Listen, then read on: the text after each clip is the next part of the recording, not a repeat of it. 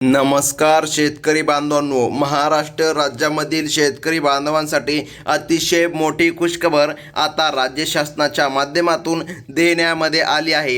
हो शेतकरी बांधवांनो, तुम्ही बरोबर ऐकलं, ज्या दिवसाची तुम्ही प्रतीक्षा करत होता तोच दिवस आता आला आहे। कारण की महाराष्ट्र सरकारच्या माध्यमातून निर्णय घेण्यामध्ये आला आहे। बघा, नमो शेतकरी योजनेचा 8वा हप्ता शेतकऱ्याला भेटला नव्हता, अखेर महाराष्ट्र सरकारच्या माध्यमातून निर्णय घेण्यामध्ये आला।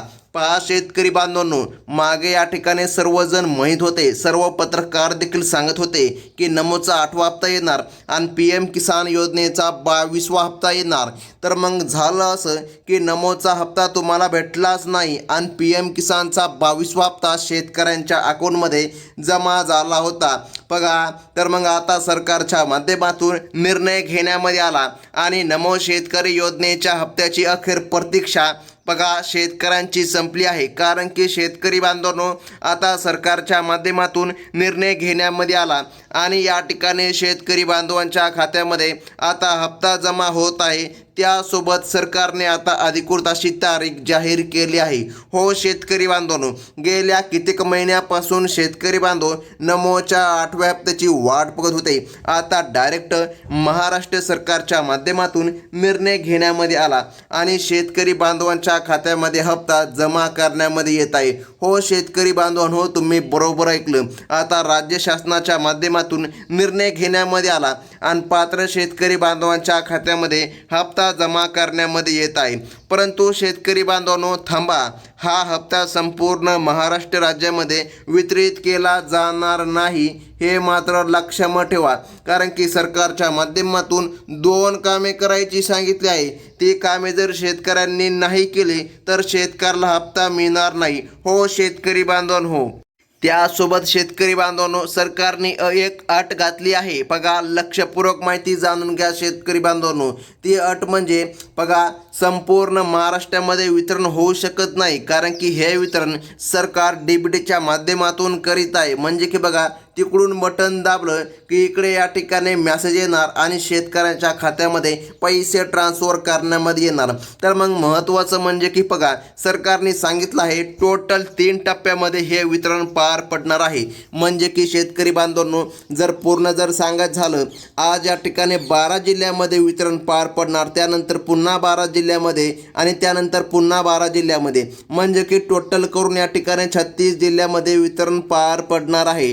हो शेतकरी बांधवांनो, टप्प्याटप्प्याने शेतकरी बांधवांच्या खात्यामध्ये निधी जमा करण्यामध्ये येत आहे। आता राज्य शासनाच्या माध्यमातून याद्या जाहीर करण्यामध्ये आल्या। हो शेतकरी बांधवांनो, आता या ठिकाणी यादीमध्ये जर काय तुमचं नाव येत असेल तरच या ठिकाणी सरकारच्या माध्यमातून तुमच्या खात्यामध्ये निधी जमा करण्यामध्ये येणार आणि पैशांचं वितरण या ठिकाणी होणार आहे। शेतकरी बांधवांनो बघा, भरपूर असे यूट्यूबर्स आहे शेतकरी बांधवांनो, बघा त्यांनी पण व्हिडिओ टाकले होते, परंतु नमोचा हप्ता जमा झाला नव्हता। आपलं चॅनल तुम्हाला अधिकृत अशी तारीख या ठिकाणी सांगत आहे शेतकरी बांधवांनो, नेमका हप्ता कधी जमा होणार। हो शेतकरी बांधवांनो, आज या ठिकाणी रात्रीच्या 12 वाजेपर्यंत बघा, लक्षपूर्वक माहिती जाणून घ्या शेतकरी बांधवांनो, सरकारच्या माध्यमातून निर्णय घेण्यामध्ये आला आणि रात्रीच्या 12 वाजेपर्यंत शेतकरी बांधवांच्या खात्यामध्ये निधी जमा करण्यामध्ये येत आहे। हो शेतकरी बांधवांनो, तुम्ही बरोबर ऐकलं, सरकारच्या माध्यमातून निर्णय घेण्यामध्ये आला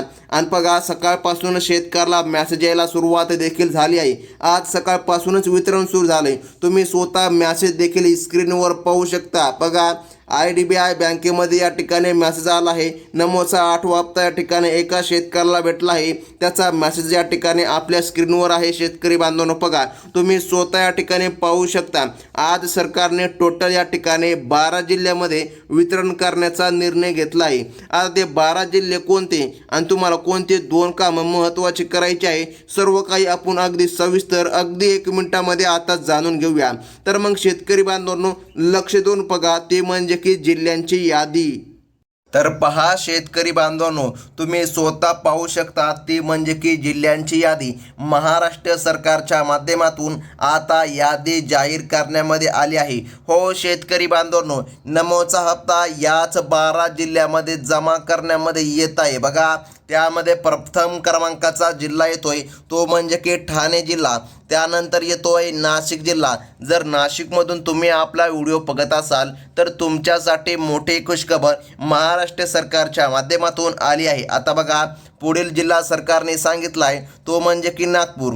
त्यानंतर छत्रपती संभाजीनगर जिल्ह्याचा समावेश होत आहे. बघा, त्यानंतर पुढील जिल्हा आहे कोल्हापूर. बघा, त्यानंतर आहे सातारा, रत्नागिरी, अहमदनगर, सोलापूर, जळगाव.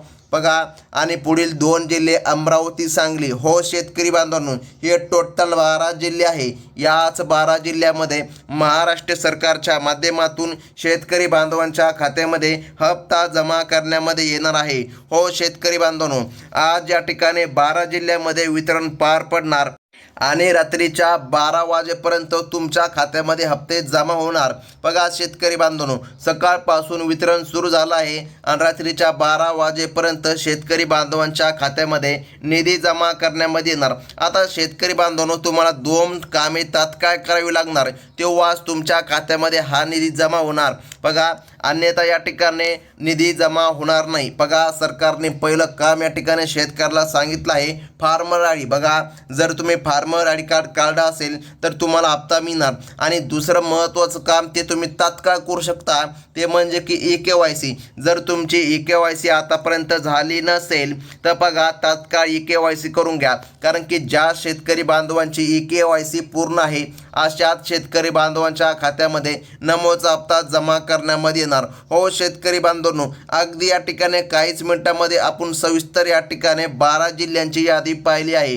हो शेतकरी बांधवांनो, आणि जर काय तुम्ही आपल्या चॅनलवर पहिल्यांदा आला असाल तर लगेच आपल्या चॅनलला सबस्क्राईब करून ठेवा, कारण इतर महत्त्वाच्या अशाच नवनवीन अपडेट तुम्हाला पुढे देखील आपल्या या चॅनलवर बघायला मिळतील. ही होती मोठी खुशखबर. धन्यवाद.